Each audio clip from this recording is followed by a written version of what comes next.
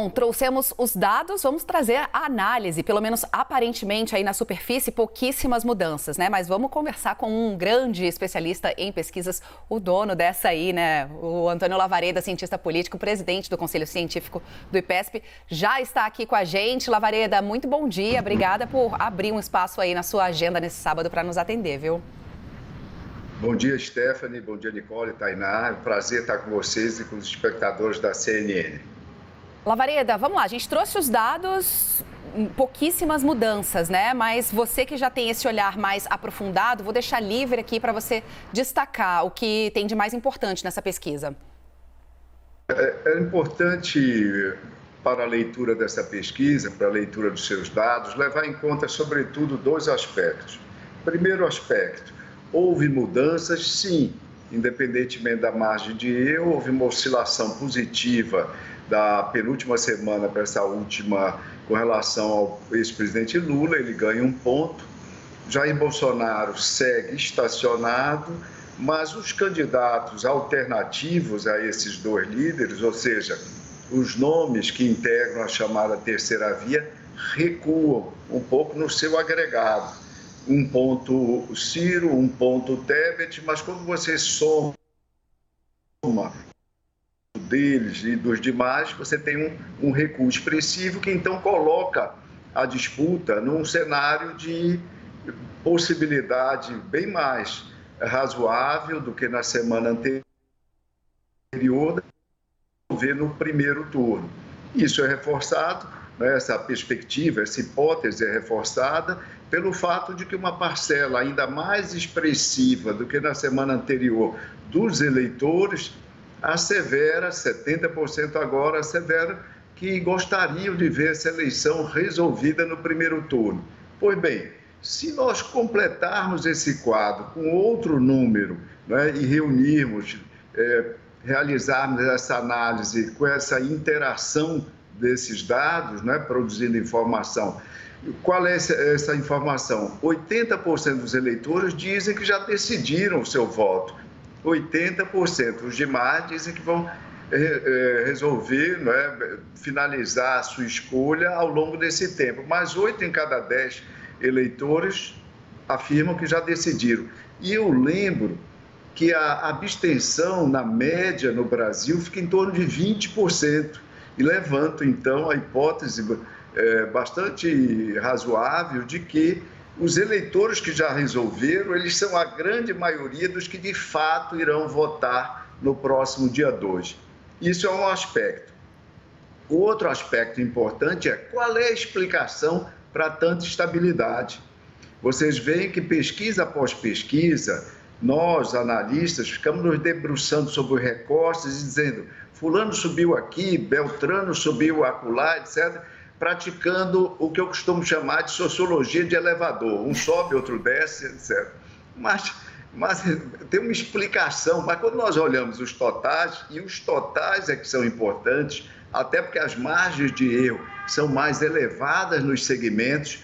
Quando você fala de movimentos no Sudeste e compara com movimentos no Sul, você está fazendo comparações com margens de erro extremamente diferentes.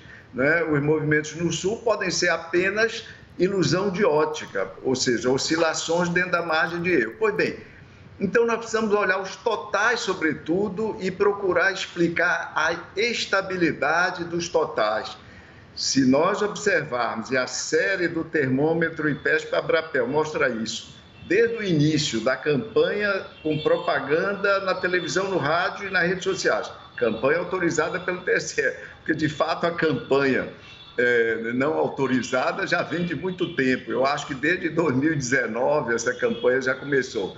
Pois bem, quando nós analisamos os números de intenção de votos, segundo turno, e rejeição incluída, nós vemos que muito pouca coisa mudou. E por que isso? Qual é a explicação? A explicação é uma só, objetiva. Obviamente, fenômenos complexos têm multicausalidade, mas nós precisamos identificar qual é o fator central. E o fator central é uma singularidade em termos brasileiros, em termos internacionais, para a qual eu chamo a atenção desde o ano passado, que é o fato de nós termos, pela primeira vez, um incumbente, ou seja, um presidente que disputa a eleição, enfrentando um ex-presidente. Ou seja, na verdade, você tem uma batalha de avaliações. Não é exatamente como alguns disseram, uma batalha de rejeições, uma questão de polarização afetiva. Tudo isso é tributário dessa singularidade. Então, você tem, por exemplo, a avaliação atual do presidente Bolsonaro. 38% de aprovação, 56% de desaprovação.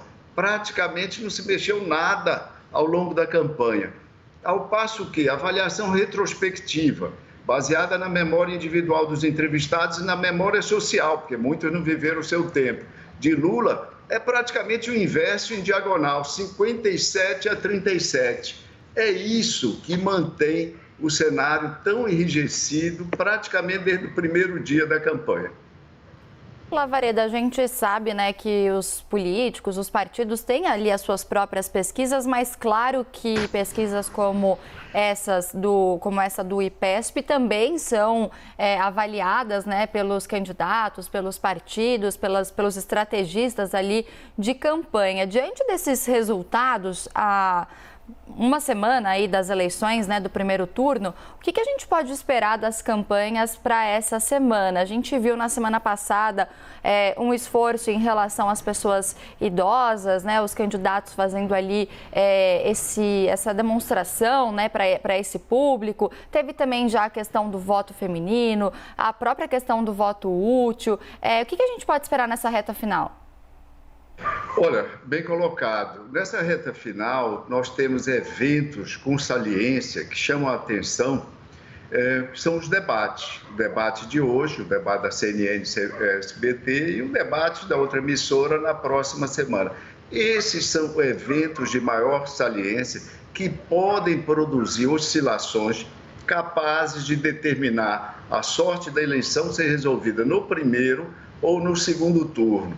Tudo mais em termos de estratégia de propaganda, argumentação, posicionamentos, críticas aos adversários, etc., tudo isso já foi utilizado.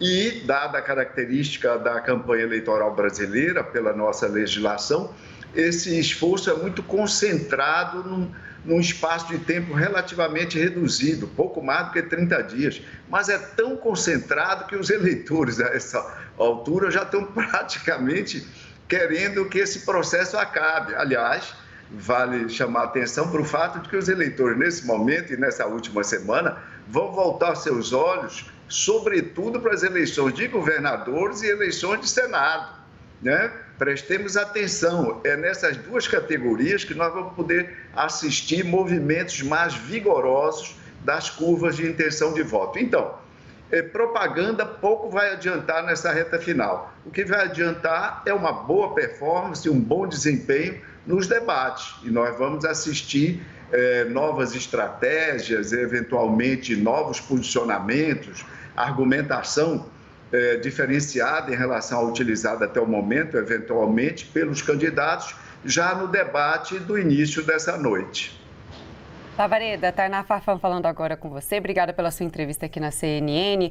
Me chamou a atenção nesses dados dessa última IPESP que 70% dizem que seria melhor que fosse decidido em primeiro turno. E aí, queria saber do senhor como que isso pode impactar no voto útil, no resultado desse primeiro turno. Tem chance, na sua avaliação, dessa disputa, dessa corrida ser de fato resolvida em primeiro turno? Ô, Tainá, eu enquanto você começava a formular a sua questão, eu compulsei aqui essa tabela, esse gráfico, melhor dizendo, da pesquisa do termômetro IPESP-Abrapel, que mostra isso. Subiu 2 pontos o contingente de eleitores que querem ver a eleição resolvida já no primeiro turno. E quando você vê o cruzamento dessas respostas pelas intenções de voto, pela questão da intenção de voto, então fica mais fácil responder a sua questão. Entre os eleitores de Ciro Gomes e Simone Tebet, que aí é o grande contingente que pode assinalar a ocorrência ou não do segundo turno, ou seja, a eleição, essa fatura ser fechada já no dia 2 de outubro ou não. Entre os eleitores de Ciro Gomes, eles sabem que Ciro Gomes, só lembrando, não tem condição de vencer a eleição no primeiro turno. Entre os eleitores de Simone Tebet também sabem que não tem condições. Então, que percentual de eleitores de Ciro Gomes querem ver a eleição resolvida já no primeiro turno? 52%. E que percentual de eleitores de Simone Tebet querem ver a eleição resolvida já no primeiro turno? 62%. Isso responde sua questão, Tainá, ou seja, é bastante possível que parte desses eleitores eventualmente se desloque para resolver essa contenda já no primeiro turno. Ô, Lavareda, a Basília Rodrigues está com a gente aqui também. Acho que ela tem uma pergunta para te fazer. Já temos a Basília aí na tela, pessoal? Vai, Basília. Oi, tudo bem, Lavareda? Novamente, né, um novo fim de semana, a gente aí discutindo dados, né, desse novo levantamento do IPESP com a Abrapel. Olha, tem aí um choque de expectativas, de avaliações entre as pesquisas e a candidatura do presidente Jair Bolsonaro. Eles dizem que, com base em pesquisas internas, observam que Bolsonaro está à frente de Lula em boa parte das regiões brasileiras. O senhor acha que essa contrariedade nos dados tem a ver com metodologia, com técnica, ou é mais um escamoteamento das informações mesmo aí, algo tendencioso que as campanhas dizem estar aferindo internamente? Queria que o senhor fizesse dessa sua resposta como responsável por uma das principais pesquisas eleitorais, o porquê dessa distância entre os números, entre os levantamentos internos que partidos, especialmente aqueles que estão com Bolsonaro, dizem concluir, e os levantamentos de boa parte das pesquisas que colocam mesmo Lula à frente de Bolsonaro. Você acha que os dados estão defasados, estão tendenciosos? Quem está certo nessa? Olha, Basília, quem responde isso agora não é exatamente o presidente do Conselho Científico do IPESP, é alguém que trabalha com eleições e que durante muito tempo trabalhou em campanhas eleitorais. Durante quase 30 anos, eu deixei isso alguns anos atrás, eu trabalhei em campanhas eleitorais, ora como consultor de estratégia, coordenando pesquisas, ora coordenando todo o marketing de campanhas. Pois bem, eu sei que uma das maiores dificuldades na reta final de uma campanha para os marqueteiros, para os que conduzem o esforço de tentativa de obtenção de mais votos dos eleitores, o maior obstáculo, um dos maiores, são notícias adversas provenientes de pesquisas de intenção de voto. Porque isso tem o que o David Shaw, um norte-americano, há muito tempo atrás, dizia o seguinte: olha, a pesquisa tem um impacto de 3 M's, e ele falava em inglês, Media, Moral e Money. Ou seja, pesquisa prejudica o candidato e a candidatura quando a pesquisa traz números adversos nos meios de comunicação, porque isso vai sendo espalhado, vai sendo divulgado e vai deprimindo os eleitores, sobretudo aqueles eleitores menos consolidados do candidato, que são suscetíveis à mudança. A moral da campanha, a campanha fica de crista baixa, desestimulada, isso prejudica inclusive a criatividade da turma da comunicação, dos jovens que fazem, que desenvolvem roteiros, que redigem comunicação para TV, rádio e para redes sociais, e dinheiro, ou seja, money, final, dinheiro, isso prejudica o fluxo de dinheiro. Outro dia foi noticiado, inclusive, que as doações à campanha do presidente Bolsonaro teriam diminuído de volume, de valor agregado, por conta das pesquisas divulgadas. Então, eu entendo bem tudo isso, tenho condições, inclusive, pela minha experiência.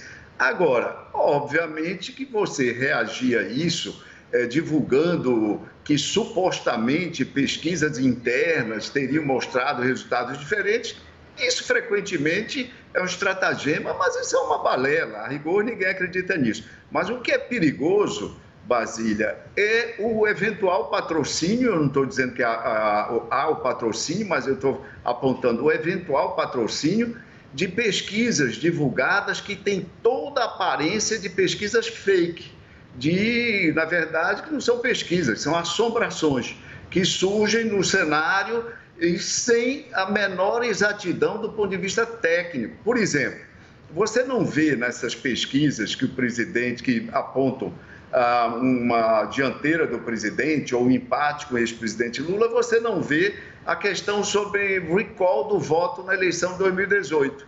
Eu sempre costumo lembrar que uma pesquisa pode, pela utilização de cotas, ser aparentemente representativa de todos os segmentos, ter lá 47% de homens, 53% de mulheres, 43% do Sudeste, 27% do Nordeste, etc., etc., mas não ser representativa das correntes político-ideológicas da sociedade. O que eu quero dizer? A pesquisa pode ter componentes demográficos razoáveis, mas ter excesso de lulistas ou excesso de bolsonaristas. Como é que você verifica isso? Como é que o Instituto controla isso como variável de controle? Fazendo o que os institutos fazem em todo o mundo, Estados Unidos e Europa, os países desenvolvidos, inclusive na prática de pesquisa de opinião, perguntando o voto na eleição passada.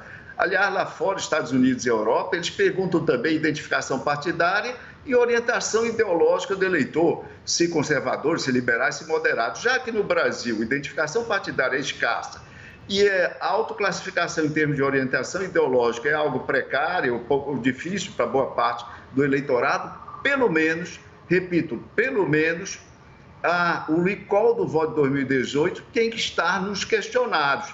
E vocês, se olharem os questionários registrados no Tribunal Superior Eleitoral, vão ver que dessas pesquisas publicadas, que apresentam resultados diferentes, não trazem essa questão. Se isso é proposital ou não, eu não tenho condições de responder. Então, o senhor acha que nessa semana derradeira a campanha vai ser bombardeada por fake pesquisas, até para incentivar o voto do eleitorado para outras correntes?